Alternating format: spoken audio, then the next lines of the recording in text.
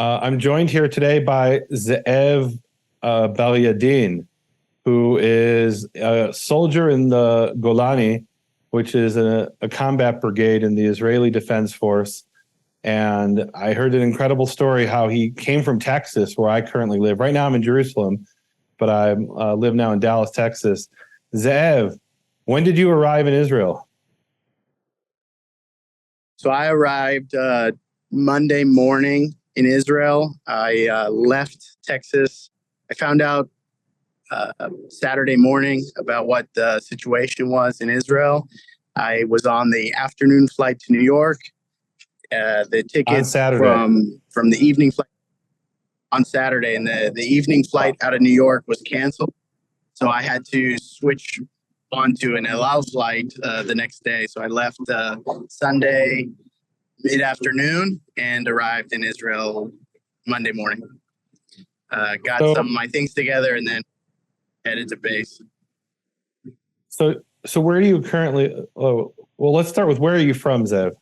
Where were you born and raised? So I was born in San Antonio, Texas. I actually moved to Israel in 2010 when I was in high school by myself to join a boarding school here in Israel. I did 3 years of high school here in Israel and then drafted into the Army, into the Golani Brigade. Wow. So, and then now you're living back in San Antonio, right? Correct.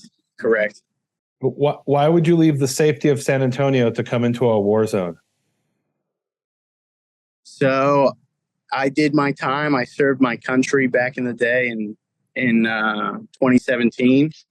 And I got out of the Army. And so I've been in the reserves since then. I actually, shortly after that, moved back to the United States and got out of the reserves. But many of my friends still remain on the team in reserves. And when I heard about the situation and I heard that they were being deployed, I told myself I couldn't stand back. I had to come and help in any way I could. I actually left my wife and son at home. We have another son coming on the way. So she's keeping the front strong, and I'm over here just trying to keep myself safe. So you're actually not even officially enrolled in the reserves. So you came as a volunteer to return to your unit. That's correct. I was given permission out of the reserves after living in the States for some amount of time. And now I came back as a volunteer and just made a lot of phone calls, called my team, my friends, old officers, and they know me and they know I'm here. So they got me in. Wow. Why was it important for you to come? I mean, you have a wife and son and another child on the way. Why leave San Antonio? I like Texas. It's a really nice place. Maybe it's too hot, but what was the motivation for you to come back to Israel to serve in this war we're engaged in? So my dad's actually from Israel, born and raised. I grew up going to Israel most of my life on vacation and visiting other family relatives. Very much connected to the state of Israel, and I grew up in a very extremely Zionist home. So it's just who I am, and this is, as much as I'm not currently living here, this is my country and these are my people, and I'm going to do everything for it. This is a situation like we've never faced before. This is not some operation that's happened every few years. This was an attack on our homeland. They came into our land and are hurting our people. So I just couldn't sit back. Wow. So what did you hear? So tell us where you were, what you were doing on Saturday when you heard about this, and what did you hear? I was asleep in my bed and was starting to receive multiple phone calls early morning around 6 a.m. Then someone told me that there's a situation going on, that Hamas terrorists have broken into the country, have captured military bases and villages surrounding the Gaza area.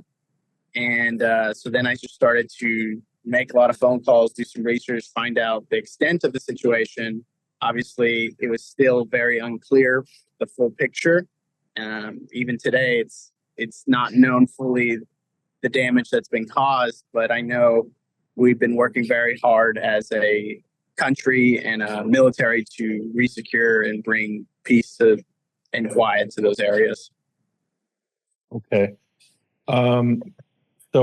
So, and I just want to make it clear for the audience, you're not working in a kitchen somewhere. You're in an actual serious combat unit.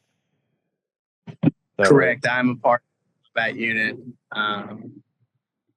So that was also, if I was just in a kitchen, I don't know if they would have even taken me. Because right now we actually, thankfully, have a lot of people showing up that were not part of the reserves, volunteering and helping in any way possible. So we do have surplus of people in many areas. So it's hard if you're not part of the active reserves to get in. But we need all the help we can get. Any help is good, even if it's bringing packages to soldiers on the bases and just in their posts. Every little bit means a lot to everyone here. Keeps the motivation and reminds us what we're doing this for. So, if you could share one thing with the audience out there around the world who maybe don't know really what's going on, who heard there's some kind of conflict over there between Israel and Palestinians, you know, what do you want people to know about what's going on? It's a complicated situation. I think the big picture is that we're not wanted here, and this country's made to fight for our existence. And we basically, without our army, and we would not survive. I wish peace could be possible in the near future, and we'll just continue to work at it. All right. Thank you so much for joining me. I really appreciate it. Zev, be safe. Thank you. Thank you. Bye-bye.